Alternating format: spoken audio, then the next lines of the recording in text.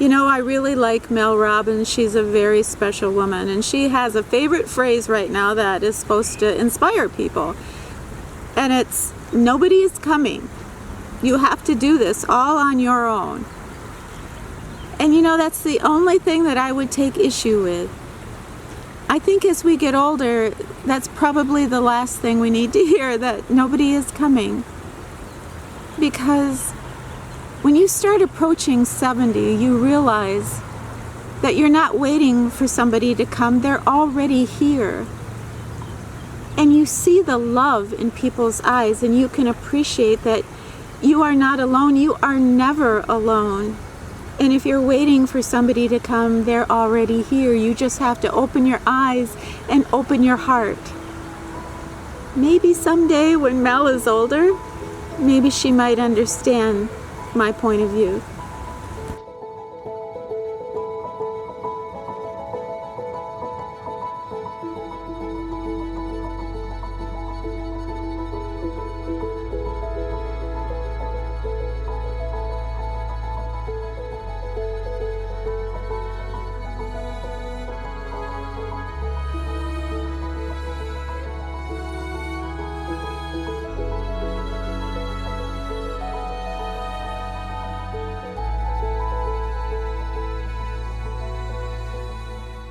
An only child that grew into an only woman, and then I grew into a very lonely woman.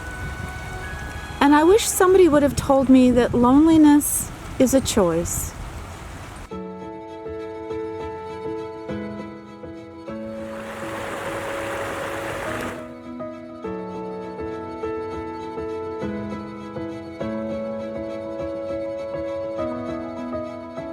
I was just saying a little prayer to the sky and being so grateful for this amazing life that has been given me. I hope I do it proud.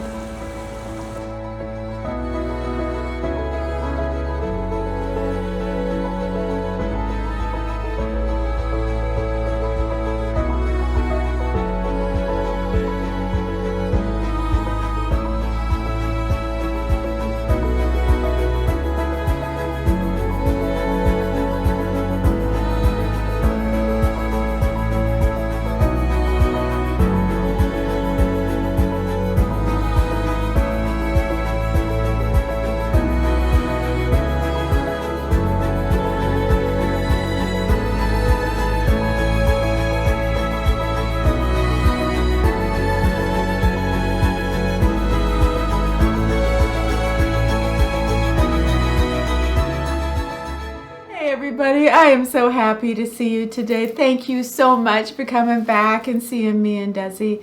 I hope you had a good, safe week, and thank you so much for going on that journey with me last week when I found that painting at the Salvation Army and we all tracked down Miss B. It was such a wonderful, magical experience for me, and so many of you wrote, hey, this journey is not over. And you know what? You're right. It's not over. So it is to be continued. But thank you so much for understanding, and thank you for being there. Today, I want to do a video about what it's like to be an older woman. And about a year ago, I did a video called Confessions of a Mature Woman, and that video has almost 100,000 views. So somebody wants to know what it's really like to be an older woman. So hey, let's give them what they want, right? So why don't we do this today? We will all start off sharing something that we couldn't possibly know about each other. And the thing you couldn't possibly know about me is that for a large group of people in my city, they call me Vera. And in 1977, I confessed to my fiance, Edward, that my Barbie doll was named Vera, and that as a little girl, I dreamed of having that name. I thought it was so beautiful and glamorous. And he said, well, from now on, that's what I'm calling you. I'm going to call you Vera. And he had a large network of friends. And he was a radio disc jockey, and it just went off over the airwaves that his wife was named Vera. So yeah, my nickname is Vera, and I don't think I ever told you that. Is aging more like a dance or a prize fight? And if you would have asked me this a couple years ago, I would have said aging is like a beautiful dance. What's the big deal? But now I think of it as more of a prize fight. I think that there has to be some fight in me to be able to maintain the life that I want to lead. I want my body to be healthy and I want my mind to be healthy. And there are a lot of things that come with aging that I feel take a lot of special care. And there has to be a little bit of anger, a little bit of fight in me to do the right thing, to take my supplements, to get the exercise that I need to get, to take care of my skin. Not just the skin on my face, but the skin on my body. And I want to be able to look in the mirror and recognize the body that I've always had, and that is like a fight. What is that famous quote? Dance like a butterfly and sting like a bee. Yeah, that's what kind of aging reminds me of. That there's a gentleness and there's a beautiful wisdom, but it's also a fight that you need to embrace. So yeah, I think of it more as a prize fight. If I am sad or if I am depressed, do I tell people or do I try to hide it? And I think the simple answer is that if I am feeling a little bit down, as soon as I start talking to you or as soon as I start hanging out with a good friend, I snap right out of it and I am not sad and I am not depressed and I forget my troubles. So that's a good thing. And I think when it comes to confiding in someone, my deepest emotions, well, that's why you're here, right? But we do that with each other. I think it's wonderful to get everything out on the table. What is the biggest challenge of my life right now? And I think the biggest challenge that I'm facing in my life right now is I feel like I want a new direction. I feel that I have been doing a lot of the same things the last few years, and I want a new direction. I want a new purpose. And a woman can always tell when she's turning the car around, and that's how I feel. I'm just not exactly sure where that car is going, but it's going somewhere. There's this feeling that always rises up within me when I feel that to survive, I have to have a change. And that's how I feel right now. So there's something brewing, there's something coming. And so my biggest challenge is to figure out, how can I have more purpose in my life? How can I change things up and be happier?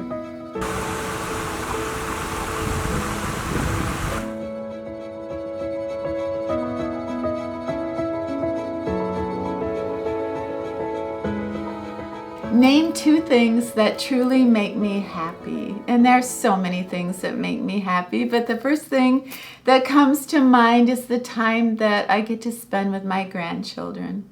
That is heaven on earth.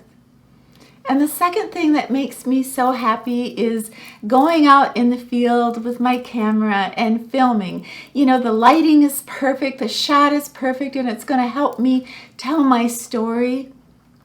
And that makes me so happy. It fills me with a feeling that I'm on the right path, I'm doing the right thing. I think one thing I have a tendency to do is look at the world and people sometimes through the eyes of a child. And I have fought this all my life. I expect people to do the right thing, and sometimes when I meet someone I really admire or like, I kind of put them on a pedestal, and we should never do that in life because people are human. And it always makes me sad when someone turns out to not be who I thought they were.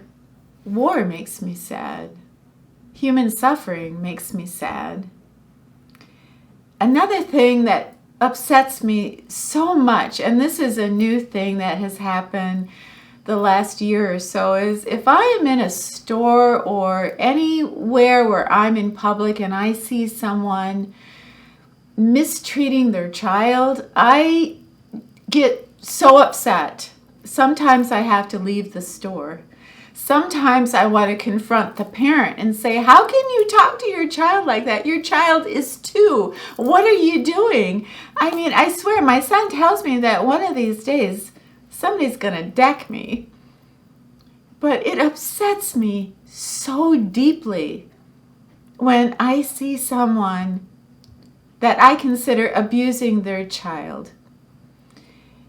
And it hurts. It really hurts. There's no law that says you can't yell at your child. There's no law that says you can't call your child an idiot. But when I see that, it hurts me so badly, and it makes me feel so sad.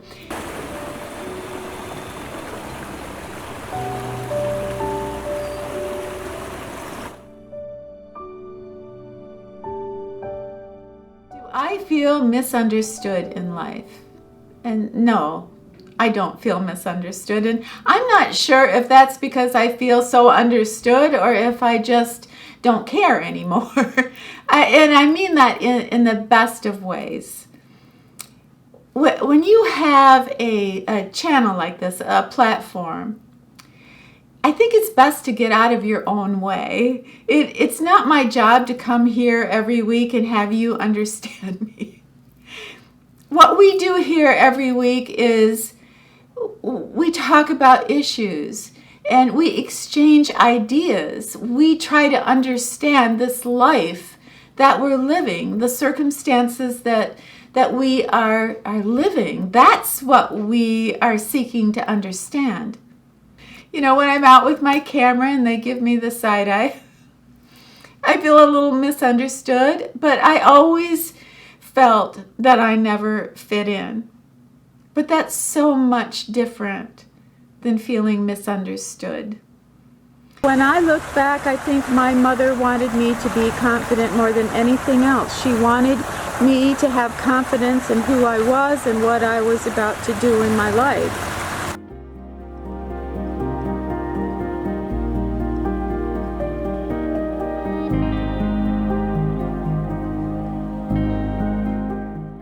She never felt she was an accomplished woman or a beautiful woman. She felt inferior, and she would often talk about feelings of inferiority, and it made her cry so bitterly. Is there a special person in your life? Are you dating? If you're not dating, or if you're not married, why not? And yeah, okay, well, I dated 2 men last year. And it does seem that it always ends up with the same issue. I am not able or willing to give them the time that they want. And so they become angry with me or hurt, and then they just cut it off. They say they just can't take it, and then that's it. So that is something that I really am truly trying to deal with. That yes, when you are, in your 60s or 70s, of course, I find men attractive. I find some men so attractive, they take my breath away. But unless I am truly in love with someone, it's so hard for me to show them the affection that they want. It's hard for me to commit the amount of time for a relationship, so it's very, very difficult for me. I'm working on it. I really am. But I do realize, the clock is ticking. If it's meant to happen, it will happen. If I meet him, I'll know. I really will. I'll know. When you are broken and he has left you, do not question whether you were enough. The problem was you were so enough, he wasn't able to carry it.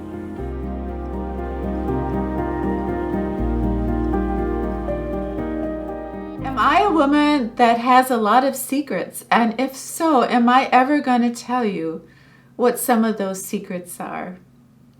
And yes, I am a woman that does have quite a few secrets. And yes, I do plan on sharing with you the secrets that I hold inside. What I plan to do is have my channel from, basically from 60 to 70 years old. So that's 3 more years, and then probably, I will still be doing videos, but probably go in a different direction. So I kind of have planned this. Well, I have this idea that what I want to do is share with you a few family secrets that might explain so much of what you have seen in the last 10 years from me. Well, it'll be 10 years then, 7 years now. I'm not that great at math. Why in the world would she want to wait until the end of her channel to share some secrets? The reason that I want to wait is sometimes when we share something that is so deep and so intense that for the longest time, that's all another person can see. So in other words, if I just laid everything out right now, for the next year, maybe every time you saw me, you'd think of that, and I don't want that. So that's why I thought I would just slowly maybe share some things that I really haven't been brave enough to share with you yet, but I will. I will. And I'm sure some of it, if not all of it, will be something that you can relate to. Maybe something that happened in your family too.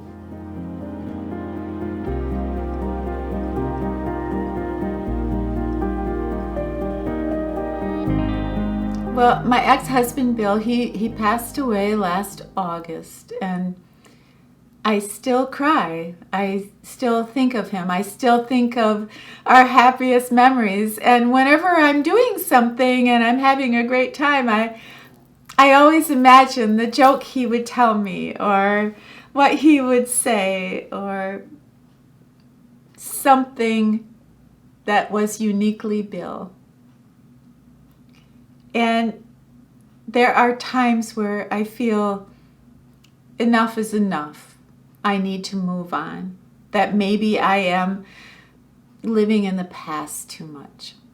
So if I could change anything, I want my grief to hurry up.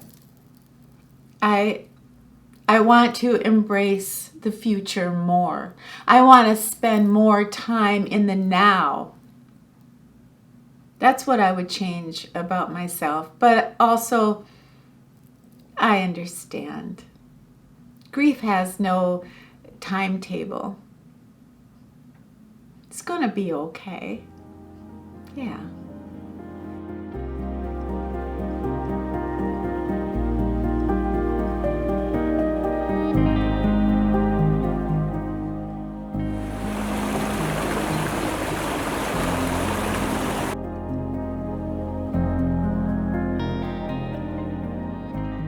If you could only pick one thing, what is the most misunderstood thing about a woman in her 60s and beyond? And for me, without a doubt, it is this fascination, this myth that I think is mostly perpetrated by men, but they all seem to think that we women really want to snag a man. We need a man. We want him. We will do anything. Facelifts, Botox, you name it. But everything we do has one purpose and one purpose in mind, and that is to get a man. And that could not be farther from the truth. I've been doing this little video thing on YouTube for 7 years, and not one of you have ever said, I'm so miserable. I would be happy if I could just score myself a man. In fact, it's just the opposite. So many of us have escaped a relationship that was no good. I cannot tell you how happy I am when I read your comments when you say, oh my gosh, today was my freedom day. I escaped an abusive relationship. I'm starting over again and I'm so happy. As women, as we grow older, we become so much wiser and calmer and so comfortable in controlling our own lives. And they ask men, what's the number one question you want answered by a woman? Hands down, the number one thing they want us to answer is, what do you want from a man? Well, I can only speak for me, but what I really want from a man is not his money, not a fast car, not an amazing mansion. I want two things from a man. And that is love and respect.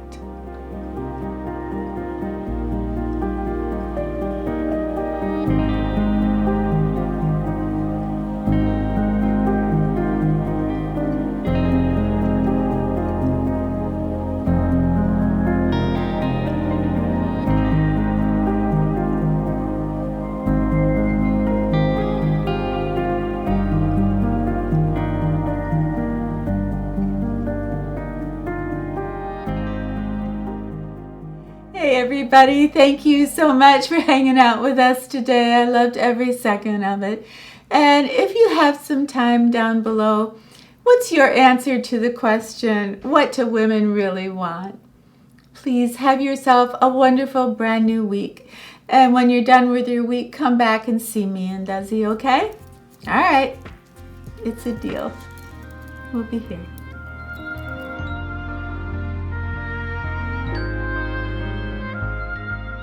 Not alone. You are never alone. And if you're waiting for somebody to come, they're already here. You just have to open your eyes and open your heart.